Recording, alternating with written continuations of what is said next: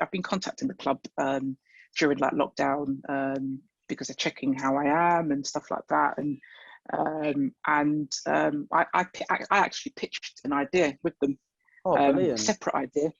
But it wasn't that specific idea. It was a Yeah, different yeah, idea, yeah. because I emailed them. I said, "Oh, I'm looking to interview," because I saw so many like stuff with like young footballers like killing themselves, and Yeah. lots of young footballers being released.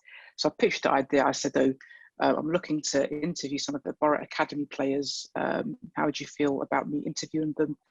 Blah blah blah blah." And then they replied saying, "Well, funnily enough, in our recent meeting, we spoke about, having a fan interview the actual first team players." So I thought to myself, wow, because I thought if I start off with the academy players, I can move on to the Yeah, like a yeah, ladder. yeah. Yeah. And I didn't feel ready. It'd be a lot easier to talk to, do you know what I mean, the academy players who perhaps haven't really featured so much, because it's like they're still early stages and they're not like media trained, so it's a bit easier to get answers out of them. Yeah. Whereas professional footballers, they're quite media trained, and they give the same old like boring answers. So I thought, let me train myself to be at that level. And it was something that I was thinking about during lockdown. But when I contacted them, I pitched that idea to them, but they went one better and said, "Oh, we'd like you to do it with the first team players." And I thought, wow, okay, yeah, sure, no problem. So we started to email each other, and what I loved about the fact that, they gave me the opportunity was I was expecting them to give me like a whole list of rules. You can't do this, you Yeah. can't do that, you can't do this. But literally the only rule they gave me is you got to do it within 30 minutes. That's literally the only thing they said to me. They didn't say, don't discuss this, don't discuss that. The only rule, do it within 30 minutes. Obviously, there's been a couple of them that have gone a little bit over 30 minutes, but generally I try to keep it within 30 minutes. And the reception's been very, very positive. Very, very grateful for the opportunity. And I'm hoping that next season there's a few more positive, stuff that we can maybe do, maybe face to face at Rockcliffe and stuff. Yeah. Oh, yeah, that'd be amazing. I mean, on the topic of Yusuf mates, and I don't want to make you pick sides here, but you'll probably find I don't think any of the players actually watch. Do you have a favourite that you've interviewed? Yes, I do. Balassi.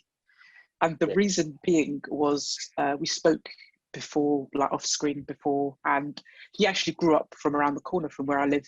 So we spoke, he grew up in an area called Willesden, which is like a bus, a few, like 15 minutes on the bus, 10, 15 minutes on the bus from Wembley. So we were like reminiscing about like the estate in the area. And in fact, he actually, if you've watched back the interview, he mentioned the estate that I lived in called Chalk Hill. Obviously, the Borough fans that were watching it probably went over their head, because to them, Chalk Hill don't mean anything. Yeah. But I knew exactly what he was talking about. But Balassi, I suppose the only regret was that it was at the time that he made any like proper appearances. I think he only started against Norwich, and I think he might have got injured in the next game. Yeah. So he only featured like only once. And I wish it was like towards the end of this season when he was like a lot more loved by the Borough fans, because like social media absolutely love him because he's always interacting with them. Yeah. And but yeah, I definitely. But to be fair, I loved all the players I spoke to. Del Fry, I saw a different side to Del Fry. Normally, Del Fry is quite reserved and quiet in all his interviews, but he was a lot more like open and honest. And the great thing about the next interview I did with George Savile was that I got an Instagram follow off back from George Savile after the interview. So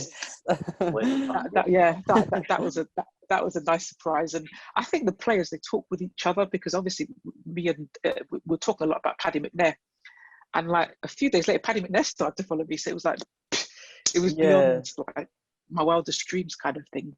When all this, the players have obviously been talking with each other, and then I was talking with Marcus Brown, because he does his Twitch stuff. I don't know if you've watched his Twitch stuff. Football, So I was putting some messages in the comments, and he was like, "Oh, Ashley Fletcher and Marvin Johnson always talking about you in the training," and he knew about fact that I lived in Wembley, and he was like, "Oh, I was talking to Juicy, who's the head of the media guy that I've been emailing." He's like, "Oh, hopefully we can do another we can do an interview soon as well." So it's great, you know. It just feels like, but the players talking about it just feels like bizarre, because it's like I'm just living the dream, just a normal person. Yeah, And definitely.